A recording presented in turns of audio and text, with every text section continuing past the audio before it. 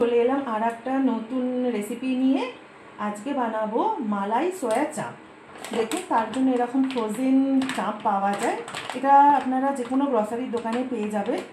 আর লাগবে হচ্ছে fresh cream, গোলমরিচ, কাজু ভিজিয়ে রেখেছি, কাজু, দই, পেঁয়াজ কুচি, রসুন, আদা আর গোটা গরম মশলা। চলুন শুরু করা যাক। দেখুন, এরকম ফ্রোজেন থাকে, এগুলোকে আমি গরম জলে হালকা বয়েল করে নেব। এখন তো এটা বড় ফ্রোজেন আছে, এটা বয়েল করে নিয়ে তারপর টুকরো টুকরো করে কেটে নেব। দেখুন, চাঁপগুলো এখানে বয়েল হচ্ছে, আর এটাকে তারপর আমি বানিয়ে নেব। গ্রেভির প্রিপারেশানটা করে নিই। দেখুন, একটা ফ্রাইং প্যান বসিয়ে নিয়েছি, এর মধ্যে দিয়ে দিয়েছি অল্প একটু রিফাইন তেল। তার মধ্যে বড় বড় করে রাফলি পেঁয়াজ কুচিগুলো দিয়ে দেবেন। দেখুন, পেঁয়াজটা তেলের মধ্যে দিয়ে দিয়েছি। এবার দিয়ে দিলাম এর মধ্যে রসুনটা দিয়ে দিলাম, আর দিয়ে দিলাম কিছুটা পরিমাণ আদা আর 2-4টে ছোটো এলাচ। এটা কিছুক্ষণ চাপা দিয়ে রেখে দেবো, এটা একটু ভাজা ভাজা হবে, তারপর এটার একটা ফাইন পেস্ট বানিয়ে নেব। দেখুন, এই চাপগুলো বয়েল হয়ে গেছে, এগুলোকে আমি একটা একটা করে তুলে নিচ্ছি। এরকম স্টিক লাগানো থাকে, তুলতে কোনো অসুবিধা হবে না। দেখুন, আমি প্লেটেতে তুলে নিয়েছি। এটা কিছুক্ষণ রেখে দেবেন, ঠান্ডা হয়ে যাবে, তারপর স্টিকগুলোকে আমরা বের করে দেবো।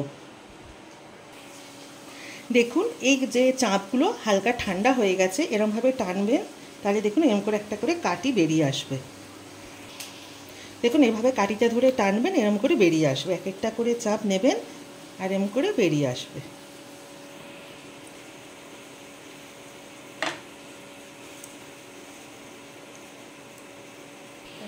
দেখুন, আমার সবকটা কাঠি আমি বের করে নিয়েছি। এই যে এভাবে এর ভেতরে চাপগুলো ভরা থাকে। চলুন এগুলোকে এবার গোল গোল করে কেটে নিই। দেখুন, এবার একটা ছুরি দিয়ে এরমভাবে গোল গোল করে কেটে নেবেন।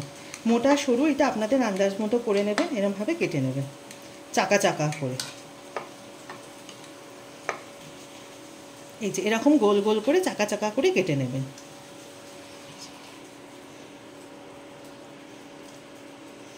এইটা পাতলা মোটা, এটা আপনাদের ইচ্ছা মতো আপনারা করতে পারেন, মোটাও রাখতে পারেন, পাতলাও রাখতে পারেন।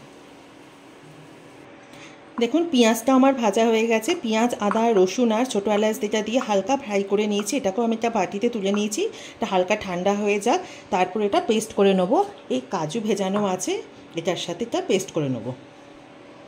এবার যে সয়া চাপগুলো আমি কেটে নিয়েছি, সেটার মধ্যে হালকা একটু গোলমরিচ ছড়িয়ে দিলাম আর একটু নুন একটু মাখিয়ে এটাকে আমি এবার ফ্রাই করে নেব।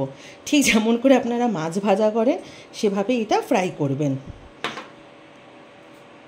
একটু নুনও ছড়িয়ে দিলাম, দিয়ে হালকা হাতে একটু মাখা মাখা করে দিয়ে চলুন এটা ফ্রাই করে নিই।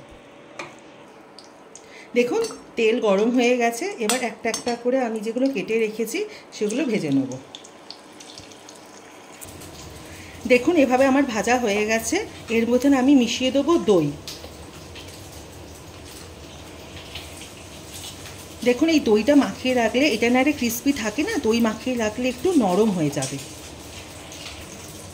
দেখুন, এর মধ্যে একটু রিফাইন্ড অয়েল আর বাটার দিয়ে দিয়েছি, আর দিয়েছি কিছুটা দালচিনি, আর দেবো শুকনো লঙ্কা। দিয়ে একটু ভাজা ভাজা করে নিয়ে এবার যে পেস্টটা করে রেখেছিলাম এটা এর ভেতরে দিয়ে দেবো। দেখুন, মিক্সির সমস্ত পেস্টটা আমি এর ভেতর ঢেলে দিয়েছি। এবার এটা গুলিয়ে জলটা আমি এর ভেতরে দিয়ে দেবো, আর দেবো আন্দাজ করে নুন।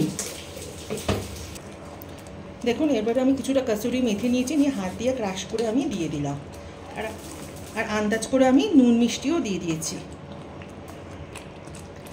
এবার এই যে মাখানো যে চাপগুলো ভেজে রেখেছিলাম সেগুলো এর ভেতরে মিশিয়ে দিলাম। দেখুন, কি সুন্দর একটা মাখো মাখো ব্যাপার হয়ে গেছে।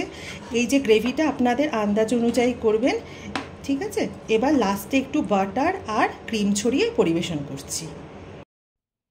কেমন হয়েছে অবশ্যই কমেন্টে জানাবেন। ধন্যবাদ। আবার চলে আসবো নতুন আর একটা রেসিপি নিয়ে।